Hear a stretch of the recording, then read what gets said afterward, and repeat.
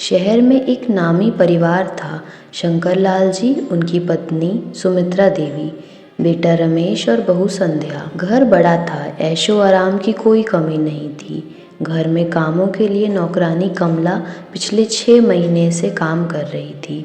कमला गरीब ज़रूर थी, पर इतनी भोली भाली और मीठी बात करने वाली कि हर कोई उसे पसंद करता था। एक सुबह शंकरलाल जी की अलमारी से 5,000 रुपए गायब मिलते हैं। ये पैसे कहाँ गए?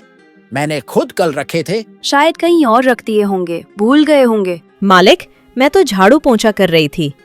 अलमारी को छूना भी मेरी औकात से बाहर है। सभी को पल भर के लिए शक हुआ, पर कमला की भीगी आंखें और मासूमियत देखकर सब चुप रह गए। कुछ ही दिनों के बाद सुमित्रा देवी के सोने के कंगन गायब हो गए। अरे, मेरे कंगन कहाँ गए?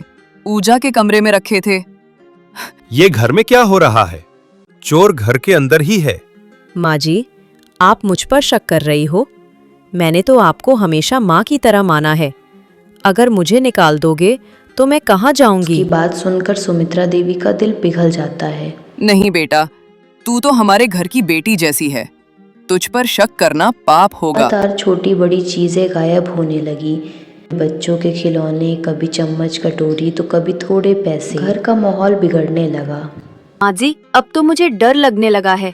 चोरी अंदर से ही हो रही है, वरना ताले टूटे क्यों नहीं? अगर जल्द ही चोर पकड़ा नहीं गया तो मैं पुलिस बुला लूंगा।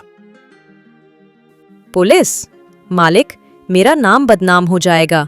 मैं गरीब औरत हूँ, कोई मेरा भरोसा नहीं करेगा। उसकी मासूम सूरत देखकर सब फिर पिघल जाते हैं। एक दिन रमेश ने नोटिस किया कि कमला पूजा के कमरे से निकल रही थी, जबकि उसे वहाँ काम नहीं था। देखा तुमने? ये पूजा घर में क्यों शायद थी? साफ सफाई कर रही हो। तुम भी ना हर वक्त शक करते हो। कमला दूर खड़ी सब सुन रही थी। वह मुस्कुराई, जैसे उसे पता हो कि कोई उसे पकड़ नहीं पाएगा। अब चोरी बढ़ती गई। एक रात संध्या पानी पीने उठी। उसे आंगन में अजीब सी आहट सुनाई दी। वह धीरे धीरे चलकर गई और देखी कमला अलमारी खोल रही थी। हे भगवान, ये तो कमला है। संध्या तुरंत रमेश और बाकी सबको बुला लेती है। सारा परिवार एक साथ आ जाता है। कमला हाथ में गहने का डिब्बा पकड़े खड़ी थी। तो ये सब तू ही कर रही थी? हमने तुझ पर सबसे ज्यादा भरोसा किया और तूने वही तोड़ा। मालिक, मुझसे गलती हो गई। मैं गरीब थी, पर जब इन महंगे गहनों और पैसों को देखती थी तो मेरा लालच जाग जाता था। आप लोगों ने इतना भरोसा किया और मैंने सब बिगाड़ दिया। कमला, तूने हमें ठगा नहीं, बल्कि अपनी ईमानदारी बेच दी। लालच ने तुझे अंधा बना दिया।